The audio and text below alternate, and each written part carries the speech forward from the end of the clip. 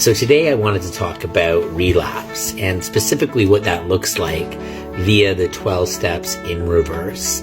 Now, for a lot of people, they understand the 12 steps and the process of, humbling themselves, admission of a power greater than ourselves, admission of our wrongs, about analyzing our character defects, doing amends, all of those great processes.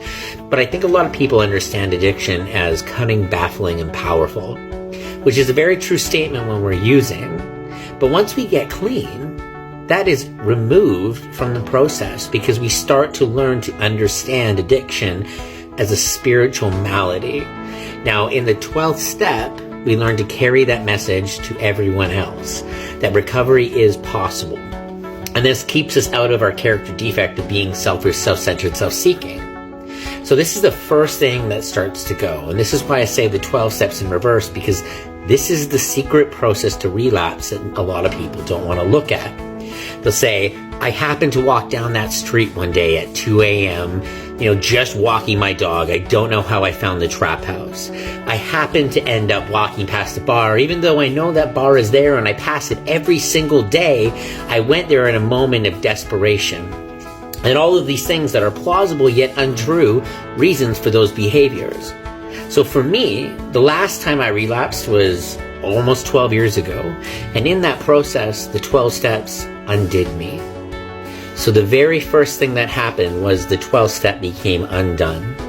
And in saying that, I disconnected from the spirit of service and selfless love. I started to think about myself before others. I became selfish, self-centered, self-seeking, and I stopped carrying the message of recovery to other people. Then step 11 occurred, where I disconnected from the relationship I had with God. Then I went backwards into step 10, where I stopped looking at my daily inventory. I stopped reflecting on myself and what I had done in that day and what I could have done better and what I wasn't proud of. Then fell backwards into step 9, where I started to create new harms to others. Then into 8, where I stopped reflecting on those harms. Then I fell into 7, which is step 3 with teeth. I stopped handing my defects of character and my shortcomings over to God. In step 6, I started enacting those character defects. I started living in those character defects again. In 5, I stopped speaking with my sponsor because I knew those defects were running rampant and that he might correct me. In step 4, I stopped sharing those things and admitting those things and espousing them with my mouth. In step 3, I completely broke free of God as I understand Him, and I took my will and my life back. In step 2, I started reliving my insanity because I completely disconnected from all those other steps. All the insanity that had ensued prior to me getting clean, reignited without even using drugs.